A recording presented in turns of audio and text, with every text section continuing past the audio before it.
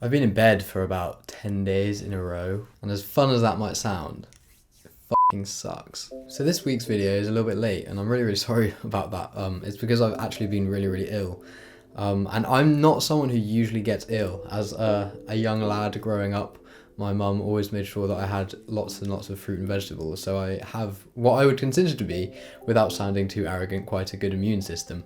But the problem with that is that means that when I do get ill, I actually get really ill. And the affliction that has kept me bedridden for over a week is tonsillitis. So this video is just going to be about my experience with that, and I can remember when I was in the worst stages of it, I was looking up online trying to find videos of people talking about what it was in an attempt to make myself feel better, knowing that I wasn't alone suffering from these things. And also I'm a massive hypochondriac, so I was trying to convince myself that I didn't have every type of cancer in the world. As you can tell, my voice is still a little bit fucked up, but I am now on the mend. At least I'm well enough to make a video. So yeah, let's talk about that. Now, tonsillitis, if you've never had it, be very thankful, because it's genuinely, I know I'm gonna sound like such a pussy in this video. I'm gonna sound like I'm just complaining. I know that there are much worse things to have, but it really is an unpleasant illness to come down with. So tonsillitis in general, there are two different types you can get. You can get viral and bacterial. I think viral is more common when you're younger, and bacterial is what you get generally if you're older. It's quite common to get tonsillitis in a mild way when you're younger, less so when you're older, and that means that when you're older and you get it, it can often be worse. So the way that it starts is you have,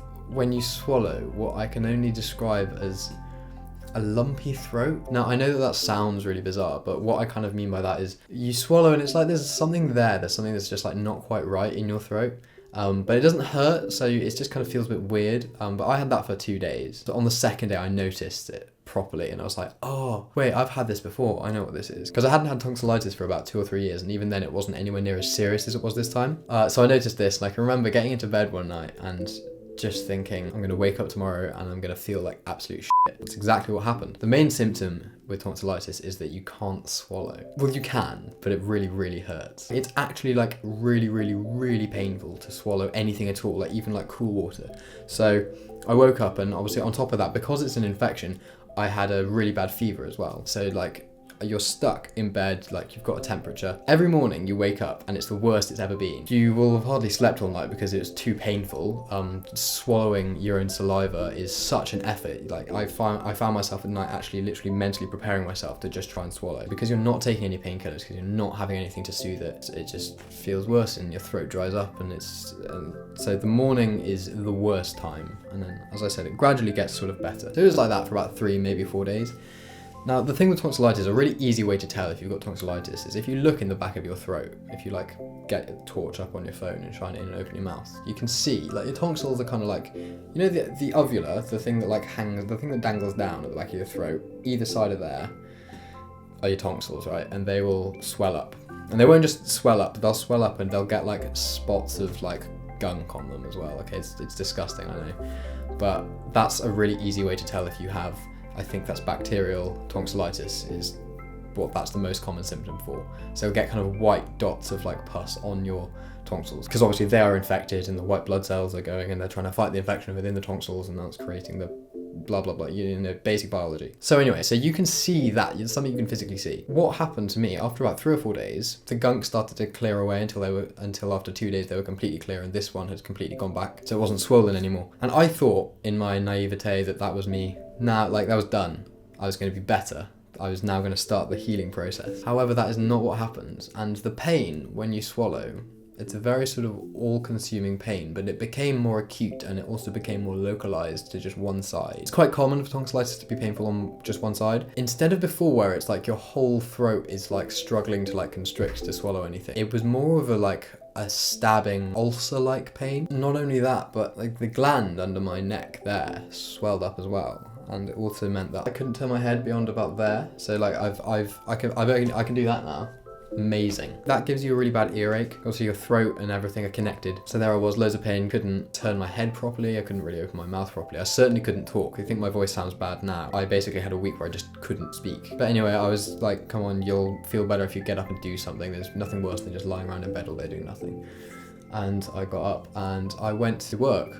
That was a mistake. I got there, I felt so horrible and I couldn't speak. And I was just eating painkillers and strepsils and throat soothing sweets and all that kind of stuff, which is lovely and it helps. But the problem is if you take 2 paracetamol and 2 ibuprofen at the same time, you take a load of pain medication, it will have an effect, and that kind of tricks you into thinking you're better. So I did that, and I thought when I was at work, oh, I'm better now, this is great, I'm actually like getting up and doing something was the right idea. But no, it wasn't. I went to the bathroom at work and I checked my throat, and one side of my throat was actually swollen, not in the same way that it usually is with tonsillitis, and like my uvula was actually swollen up as well. Like the whole back of my throat was just huge, but only on one side as well. And I was like, oh, this is weird, but hopefully it'll be better tomorrow. I left work, went home, got into bed, ate some soup. Now the thing is by this point it had been over a week and I hadn't gone to the doctors, which I probably should have done, but I'm one of those people that thinks that, you know, just let your immune system take care of it. And I've never had it for more than like 4 days before. So after 4 days of having it, I kind of thought every day that I would just get better the next day and get better the next day. So I kept putting it off. And also one of the most irritating types of people to me anyway are people that like go to the emergency room